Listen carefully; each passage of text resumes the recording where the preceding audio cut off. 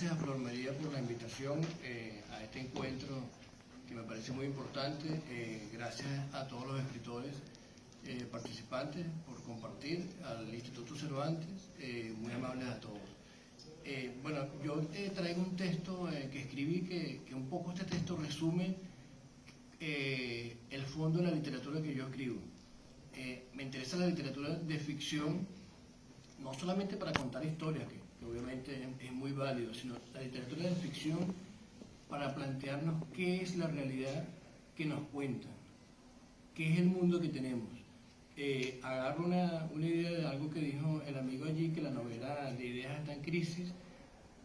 Yo me preguntaba, escuchándolo ayer, si la novela de ideas está en crisis, la crisis que tiene el mundo es muy grave. O sea, la crisis que tiene el ser humano es gravísima para que pueda estar en crisis la novela de ideas.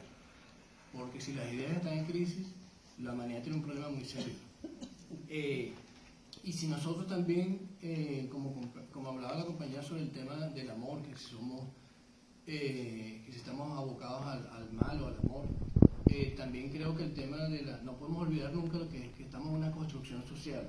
O sea, a veces cuando hablamos como que la realidad fuera un destino, como que la realidad, decimos que no somos religiosos, pero a veces hablamos como religiosos, porque si el ser humano está determinado por una conducta específica, ¿de dónde viene? De Dios. Si viene de la sociedad, porque la sociedad la construyó alguien, los valores que tenemos y la realidad que nos cuentan y que vivimos, estamos condicionados por muchos principios que nos imponen. Yo creo que no hemos tenido una sociedad del amor, o sea, nunca nos han educado para el amor, no estamos educados para el amor, estamos educados para el mal, para el odio, para el resentimiento. Esa es la formación que nos dan. Entonces no sabemos cómo sería una sociedad educada para el amor, eso no lo sabemos todavía, porque lo más cercano que hemos estado son a utopías que también son falsas, a ciertos paradigmas que el ser humano se impone y siempre se va a estrellar contra esos paradigmas porque no son concretos, no son pragmáticos en el sentido positivo de la palabra, de cómo podemos aplicar el amor en las relaciones cotidianas. Eso no lo hemos conocido en la historia de la humanidad nunca. Entonces, basándome un poco en eso que tiene que ver las coincidencias con lo que yo iba a leer, yo me lo planteo como que la ficción es un estado siempre por llegar. La ficción no es algo que a diferencia de las utopías que nos venden como estos modelos completamente irrealizables y engañosos, la ficción no, la ficción es la libertad del ser humano para poder crear y siempre ir más allá de las historias que nos cuentan, de las historias con las que nos educan. Basado en eso, hice un texto que se llama Una pared, solo son 4 líneas sostenidas por una mirada. Y dice así: cuando murió su amigo Michel Besso, Albert Einstein consoló a su viuda con las siguientes palabras: ahora ha partido de este extraño mundo un poco antes que yo. Eso no significa nada. Para los que creemos en la física, la distinción entre pasado, presente y futuro no es más que una ilusión obstinadamente persistente. Ante esto, me pregunto, ¿el concepto de espacio-tiempo de Einstein nos ubica sobre la nada más allá de todas las culturas y creencias? ¿Es la nada una posibilidad o un absurdo? ¿Por qué para algunos filósofos discutir sobre la nada es un sinsentido y para otros es aceptar nuestra ubicación ante el vacío? ¿Es el vacío necesariamente un abismo o acaso un puente? ¿Es la nada la inexistencia de un objeto? Una niña caminaba con su padre mientras comía un algodón de azúcar. Los dos atravesaban una de las calles comerciales del centro de la ciudad. La niña le señaló al padre un cesto de frutas dibujado en la vidriera de un local. Mira, papá, un limón. Yo creo que es una naranja, respondió el padre. La niña se le señaló con más fuerza. Es un limón, papá. Mira bien, pequeña, es una naranja. Ante la insistencia de la niña, el algodón se le cayó al suelo. Que te digo que es un limón, que se te cayó el algodón. Es un limón, papá, ¿me entendés? Solo muchos años después, aquella niña entendió que la infancia se pierde cuando nos educan en la mirada. De niña fue una salvaje radical. La naranja la convirtió en limón, el algodón en una comunidad de duendes, el padre en un vendedor de pastelería. Una pared solo son 4 líneas sostenidas por una mirada. ¿Dónde está mi libreta de viaje? ¿Era un diario? ¿Era un gato el animal que había en casa?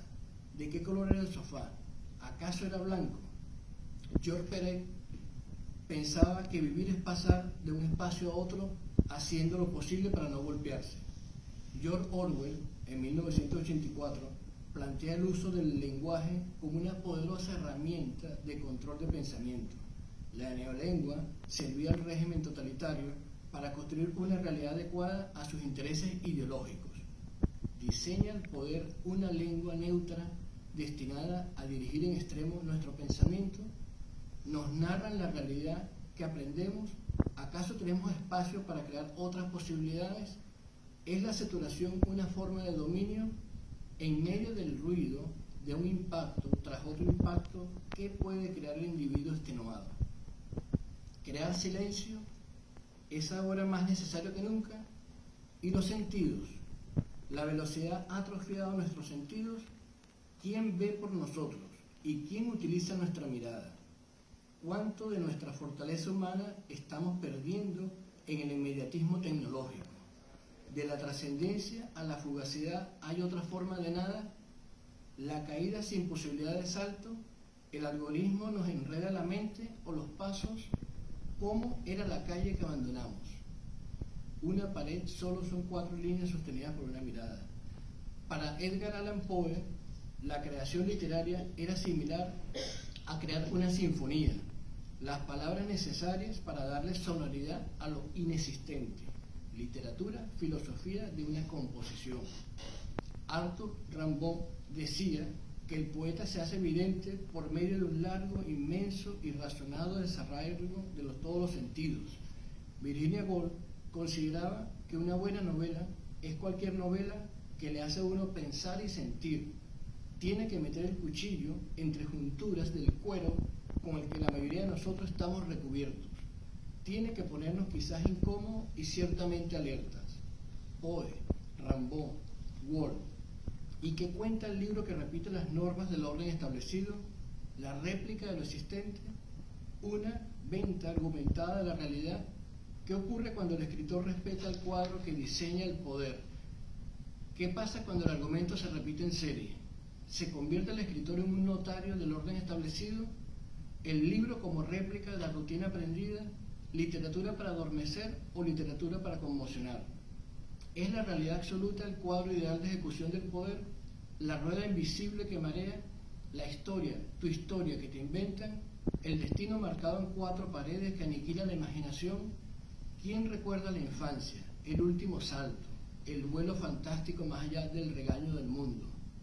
El niño y su madre jugaban a conseguir la letra A.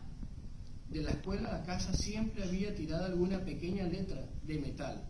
Parecía que a todo el mundo se le perdieron todas las letras del abecedario, menos la A. En una misma semana llegaron a ver varias letras, la B, la C, la K, la P, la T, la Z, pero nunca durante más de un año de juego hallaron la ansiada letra A. Una pared solo son 4 líneas sostenidas por una mirada. ¿A dónde fueron a parar mis hermanos? ¿Qué fue de la vida de mi madre?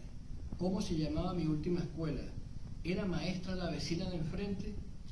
Decía Ana María Matute que quien no inventa no vive, y ella, de niña, en tiempos de guerra civil española, se escondía debajo de la cama para que los cuentos de su imaginación opacaran el estruendo de las bombas. Matute afirmó que el bosque era el lugar al que gustaba escapar en mi niñez, y durante mi adolescencia aquel era mi lugar. Allí aprendí que la oscuridad brilla, más aún resplandece, que los vuelos de los pájaros escriben en el aire antiquísimas palabras, de donde han brotado todos los libros del mundo, que existen rumores y sonidos totalmente desconocidos por los humanos, que existe el canto del bosque entero, donde residen infinidad de historias que jamás se han escrito y acaso nunca se escribirán. Leyendo a Matute pienso, ¿acaso será la nada la maravilla inatrapable de la naturaleza? ¿Es el descubrimiento de la nada una vía de liberación del individuo? ¿Es la ficción una defensa radical de la particularidad de la mirada? La pelota que atravesó el ancho de la gran avenida, los bomberos que compraron aspirinas en la farmacia, la araña que surcaba edificios, la oruga que se convirtió en mariposa, el gato que corría la cortina de la ventana de enfrente, La vecina, la primera mujer desnuda, el universo, el silencio de la nada. Rimbaud escribió: yo podría ser el niño abandonado en la escollera que partió hacia alta mar, el pequeño criado que recorre la alameda cuya frente toca el cielo. Rimbaud, Poe, Wall, Perec, Matute, El Juego. ¿Cuántas farolas había en mi cuadra? ¿Por qué el eterno olor a ropa vieja? ¿Los sueños siguen siendo sueños cuando se crece? ¿En dónde estará el niño que sostenía paredes con la mirada? Gracias.